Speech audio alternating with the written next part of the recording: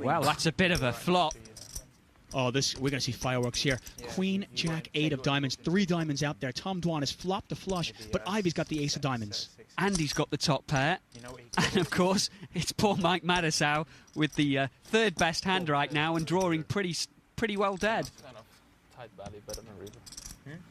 Kind of tight betting with him. Mike Madisau bets 4,200.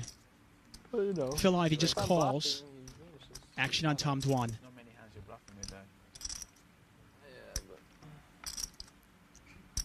Going to be curious to see whether he just wants to If you raise a turn, though, you could have probably won the same. just a call, or maybe the re-raise. No, if you're in Tom Dwan's spot, do you wait to the turn to make the big move? Tom Dwan is only $73,000 deep. I say only, but Yeah. I wouldn't be surprised to see all of it go in eventually. Maybe a break and maybe a double up. If I raise a turn. Nah, I think if you raise a turn, because how does the king? I think you've hit the nail on the head, really, David. I think the fact that he's only got 73,000 there, he's going to give himself an opportunity to put the chips in the middle. Well, he's putting a lot of chips in the middle right now. Those red chips are $1,000 chips. What do we have left? Started with about 70. And it looks like a raise up to about 19,000, I'm guessing. Obviously, Madisau gets out of the way. He had really nothing there, just a second pair. Well, Phil puts the big re-raise in with the black chips, not messing around. You said you had like 70, right? All the way? About, I suppose. Ivy, They're just checking. I think he's moved him all in. yeah, Ivy has essentially moved Tom Dwan all in. Tom Dwan is called. Phil needs to catch. Doesn't hit the turn. Doesn't hit the river. And Tom Dwan's going to double up against Phil. Phil Ivey makes the move on the flop. Tom Dwan quickly calls. A blank on the turn, a blank on the river. Mikey, you bet the flop. Pretty good fall. Phil knew, even if he's up against it here, he's more than likely going to have some sort of outs by catching a diamond, as long as he's not up against 9-10 of diamonds, of course. And with Tom Dwan being Tom Dwan, he doesn't actually have to have much of a hand in this spot. Very, very difficult for Phil Ivey to get away from that one, especially against that particular opponent. Well, that's the reason Tom plays the way he does. When he gets a hand, he gets paid. Tom Dwan, by the way, now up to $155,000. And just like that, Superman is human. As I said, Tom Dwan up $55,100. And now that he has chips, he's going to be even more dangerous. Phil Ivey, still our big winner, up $66,000. And our big losers, Patrick Antonius and Andrew Feldman. Feldman down nearly $100,000. Refresh our viewers on what straddling it is. It's pretty much an extra blind, but it's a live bet. And you are putting in double the big blind, but you get to act last, pre-flop. I'm not sure if it's a positive EV play, an expected value type play, but sometimes it's the kind of play that really gets the action going. Someone who's stuck will quite often do it just to make the game a little bit bigger. 2,000 to play. But when you've got some of these players in the pot, you don't need the action to be too much bigger. The money's going to go in there anyway. 2 fours from Phil Ivey, and here's a king-jack. Cool. Ferguson doesn't play too many hands. He's going to play this one, though. He's out of position against Ivey with the king-jack. Well, it's a pretty good flop for king-jack. Yeah, you're talking about a completely dry board. Jack, 7, deuce, rainbow. 3,000. Small continuation, but probably thinking he's protecting his hand here. He'll find out whether he's in front or not. Doesn't need to risk any more than the 3,000. Now it's just a question of whether Chris calls or if he re-raises. It's an interesting spot to be in, because if you're Chris Ferguson, all you really have right now is reverse implied odds. Because I don't think Phil Ivey is going to put another chip in the pot once he gets called or raised. But if a 4 comes off, you could lose a lot of chips. That's true, but if he puts the re-raise in to protect his hand, the only way more chips now go in the pot is if he's behind. So, well, he's decided to make the re-raise, just protect his hand, maybe find out where he is. Nothing wrong with either play. Both have their strategies.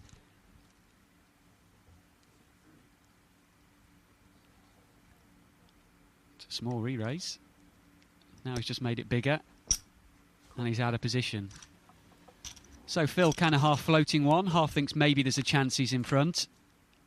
Either way, he's got position, and that deuce doesn't change much of the board. Now if you're Chris, what do you do? Can he actually think he's ahead? I mean, I have to think that Ivy's floating there thinking he's behind. I mean, on a board of Jack, 7, deuce, rainbow, when you are check raised by Chris Ferguson? Exactly. If you're up against Chris, yes, I think that's totally true. But Chris giving him a chance to make another bet. One thing we've seen from Phil Ivey, he is not letting any pot go uncontested. Fighting for every chip. 16. 16,000. And he bet 16,000. Now it's a question of how much does Chris like his hand?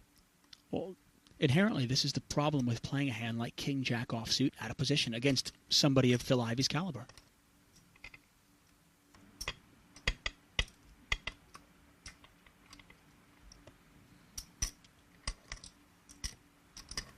Pot is 36,700, and it's 16,000. Back to Ferguson.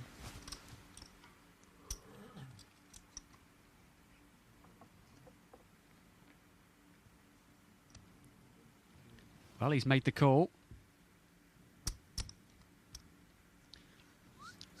And this is exactly the way that Ferguson made a lot of money last year in the $1 Million Cash Game. He let his opponents bluff at him. He also lost a big pot when he went behind. Not getting away from, was it the aces? Exactly. Ace. Well, that's a scary card for the King Jack. Of course, he's either up against a bluff or he's not.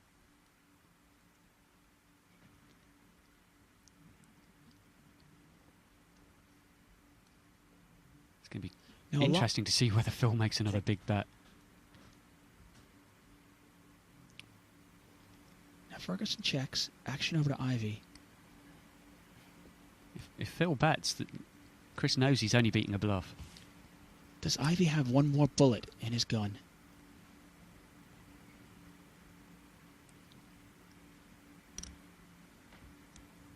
I think Ivy's always got more bullets in his gun. It's a question of whether he's got the finger on the trigger or not. Now, the one thing that's so dangerous about Ivy is Ferguson knows he will value bet pretty light.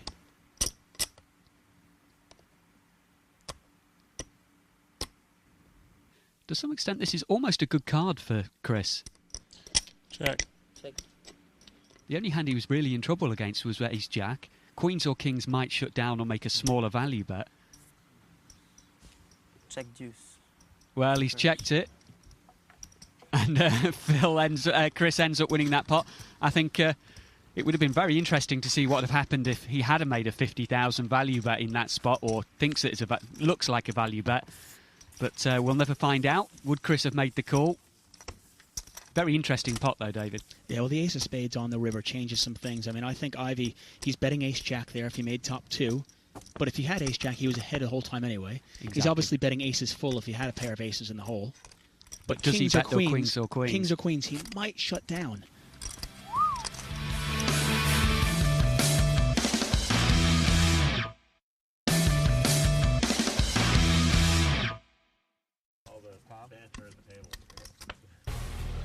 Let's take a look at a leaderboard here at the $1 Million Cash Game. Season 4, Chris Ferguson on top, up $53,900. Tom Dwan right behind him, up $46,500. We take a look at the bottom, though. Alan Cunningham down $22,900. It could have been worse. Got rid of a very good second-best hand, but Andrew Feldman, though, down $117,000. 8 seats at this table, only 7 players. How does that change the game with only 7 players at the table? Well, you're going to have to up your game a little bit. You're also going to be mixing it up a little bit more, lowering your starting hands. 300, 600 of the blind with a running ante of 100. That means there's more in there. It's going to cost you more to just sit back and not play, so you have to mix it up. And the master of mixing it up, Tom Dwan, in there. And Tom opening well. Mike mixing it up with just flat call with the aces. That could bring in the whole table behind him. He's got both Phil Ivey and Patrick Antonius who like to mix it up. Phil already in there as well. Well, we've got aces and aces here. That doesn't happen too often, does it, David? No, not very often at all. I mean, Tom Dwan in there at the Queen 7, Phil Ivey at the Queen 6, but those are kind of relevant. You kind of see the black aces of Mattisau and the red aces of Andrew Feldman.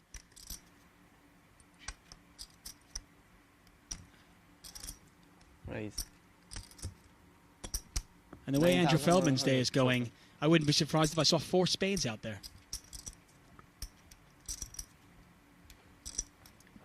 Pass. And the one thing about this raise, it almost looks like a squeeze play. Exactly. With 3 people in there, everyone knows that Tom Dwan could have any kind of half hand. Phil's quite likely to be calling him with any kind of half hand. And It looks like it could be even just a call from Mike. And that's why Tom's calling. It's a good size, actually, as it happens, the re-raise from Andrew. Now the action's on Mike Matusow. The mouth, trying to decide what to do. Pretty sure a re-raise is going to come in, though. He doesn't want to play this hand like four-handed. If he calls, it's probably going to bring in Phil Ivey. Raise. And he is going to re-raise, and I see a black chip in there, which is at least 25,000. Yeah, it's looking about 35, 40,000. It looks like a dream spot for Andrew Feldman. 37,100.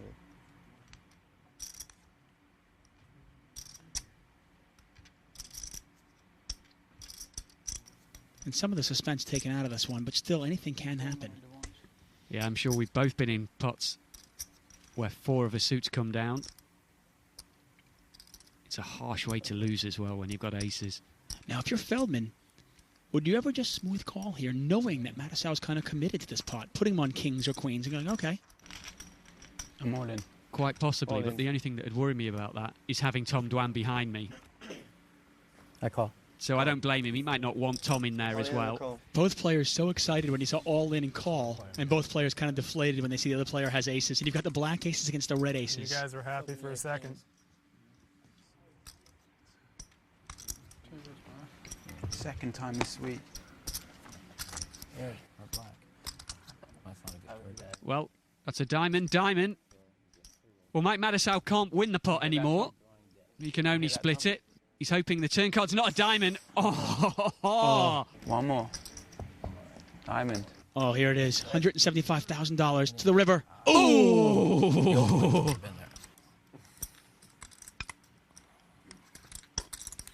See, the old Mike is negative. The new Mike knew it wouldn't be there. That's deep. That is. It's true. Hi, I'm Mike DeMouth Matusow. My biggest poker achievement is making 2 final tables at the World Series of Poker main event. I don't know why I lived there because it sucks, but I lived in Las Vegas since I was 10. I've been there for 31 years. Even though I might not look 41, I am. I act about 12. I learned everything on my own. I was a natural. I was just a great poker player from the beginning. I'm probably not near as good a poker player as I used to be because there's so many great players now. I mean, I'm top 15 all-time money list, so I mean, and I've played probably less tournaments than anybody that's in the top 15, so you know, I can't complain. How do I get those hands? That's what I want to know. I don't know. It's the first hand I've had today. What's really great about it is I thought I set the trap. When he re-raised and you called, I said, beautiful. And then he has to have aces too. Kings. I kind of figured you had. What a dream situation. You pick up aces and you get action, and unfortunately your opponent has aces also. Kings there. Oh, Matusow picks up another big hand. He's got the pocket jacks. 2 black jacks here. He's in first position. He's going to raise it up again. 2,500 to play. 2,500. It's quite a big raise. It is a big raise. Possibly he doesn't want to be seeing a flop with too many players behind him. Here comes one.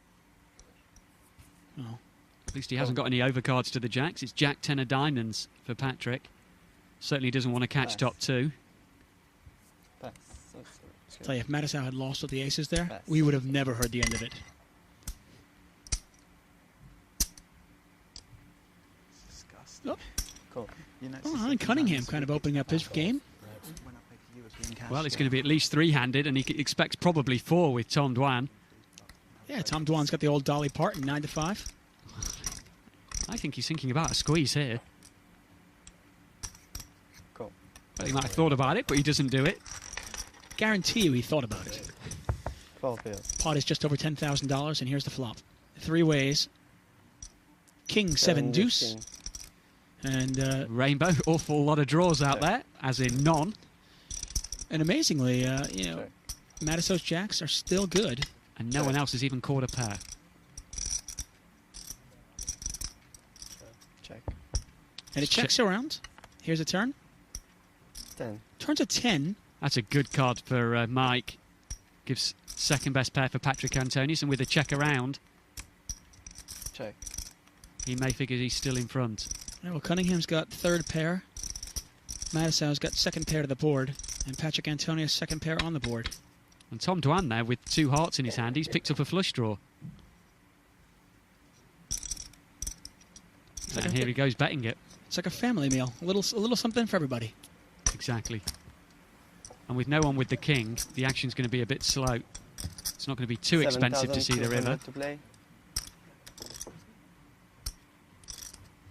And I think Matisso's a little bit uncomfortable in situations like this. Yeah, I think so too. Call. He makes the call. Pass. Well, that's going to get Patrick out of the way. Pass. Patrick knows that Matisso's a pretty tight player. And we're Well, heads he's up done here. well to get out of there in that spot. At 3 changes nothing. Tom, only way he can win this is possibly with a big, big bet.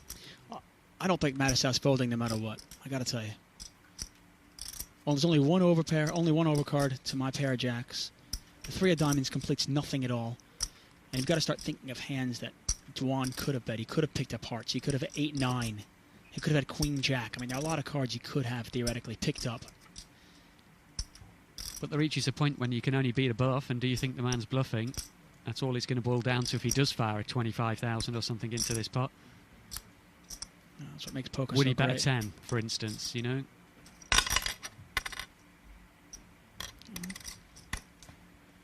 We know Tom Dwan had bet an awful lot less than a 10. But only as a bluff. I mean, if Cunningham or Ferguson are betting in this case, I might lay down jacks down. There's no way I'm laying jacks down in this case, and I think Dwan knows that. This is why he checked. Matisow is going to check it behind. Tom looks to the heavens, possibly thinking, I might have been able to get a bluff through. I think David's probably right. I think you probably did well to check that one, Tom. I think Mike would have called him down. Jacks aren't really good when 6 people call your raise. Today's your day, Mike. Let's all to it. Yeah. This ain't my day. We got like 20 hours left. How are you going to make it 20 hours? If you get ahead, I ain't leaving. I'm going to tell you right now. gonna play You the heard whole it from time? me. I ain't leaving. really? Yeah. And you want to bet on that? We can bet like 20,000. Okay, so if you ever leave, if you ever quit, I'll tell you what. If I quit before the game ends, if I don't quit, you owe me 20,000. If I do, I owe you 20,000. It's a fair bet. is it? Yeah, it's good odds. Go on, Phil. On big line, please. That's what I'm here to do. Crush you guys. Not so much you. Thank you. I can't have. I don't want to hurt any part of you. You got 100,000 to win from me. So I want to keep you. You know. You going to be there? Hell yeah, I'm gonna be there. You going to sweat me in?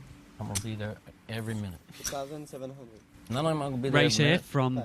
Will you wear Patrick Antonius I am gonna. after a limp from Phil Ivey. Well, that's the reason why he's raised it up. King 10. Pass. Doesn't need much of a reason, that much is certain. No. I mean, when Mike Madison not going to defend with his 6-4. has that ever happened? Phil limped with the ace-4 to call a raise. Well, you know once he limps there, there's no way he's going to fold, especially not to Patrick Antonius' raise. Heads up. Here's the flop. 10-5 deuce. And Patrick Antonius a top pair. Phil Ivey now with the gut shot wheel draw. Needs a 3 to make that wheel. Can also catch the ace, as we know. 7 outs. You're not planning on doing the whole 5,100. win bonus, me, him, and Bobby. And Bobby called. Quick tip for the audience, if you work out that you've got 7 cards to improve, a quick way to work out what percentage you've got is just to multiply those outs by 7. 4. That's why he's got 28%. Check. Only works on the flop, of course. That percentage goes down when the turn card comes. 7 of diamonds. Not a help. And Phil Ivey still with the same 7 outs. Needs a 3 or an ace on the river. Or somehow he needs Antonius to fold. Which right now is going to be a bit tricky. Without them realizing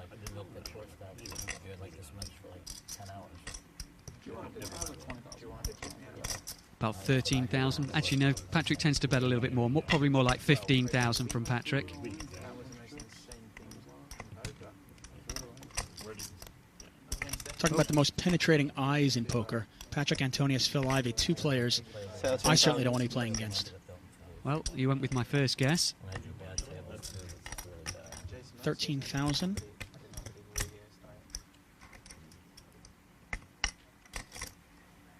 Pot is now nearly 31,000. 13,000 over to Ivy. Well, he's reaching for the chips. He's not going anywhere by the looks of things.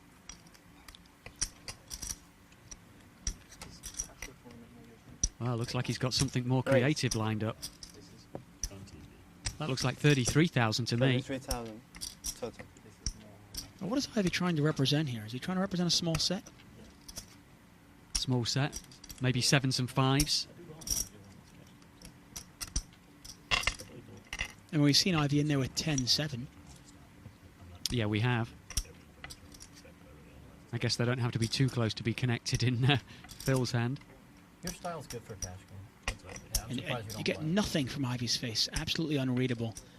Now, this is the dangerous spot for Patrick Antonius. If he calls a 20,000 on the turn, he Puts- might be faced with a big bet on the river. Exactly, makes an 83,000 pot. Phew.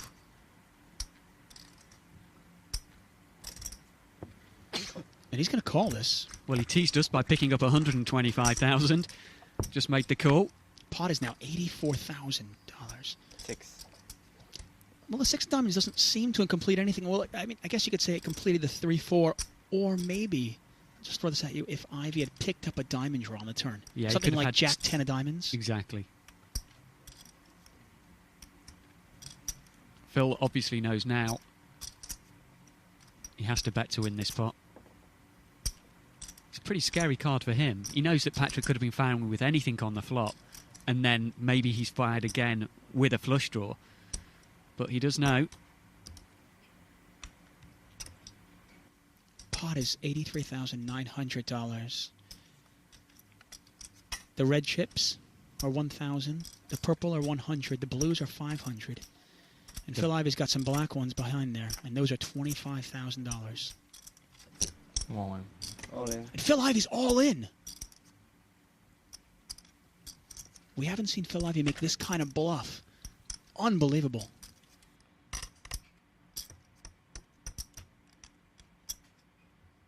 It's a tough call with just a 10 and a king kicker. It's $101,000 to call. He overbets the pot. It's exactly the way Phil Ivy would play this if he had a set. Or if he made 2 pair, something like that. Oh, it's an awfully tough call.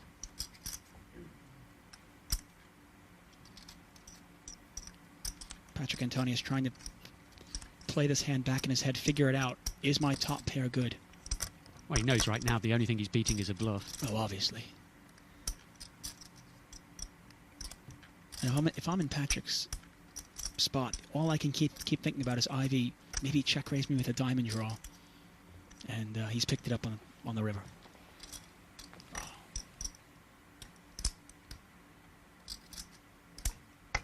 These two players have played against each other an awful lot online, and a fair bit live as well. The way this hand played out, I mean, it's almost as if Ivy thinks his ace of hearts is the ace of diamonds.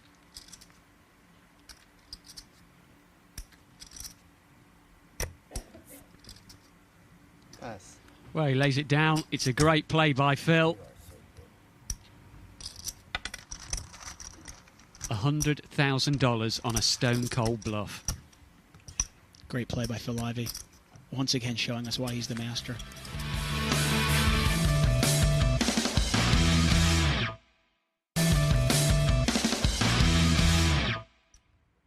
Welcome back. We are in central London at the moment where the cameras and the lights are focused on some of the biggest names in the game. Let's get straight back up to your commentators. Alan Cunningham, by the way, hasn't lost the most money at this table, Pass. but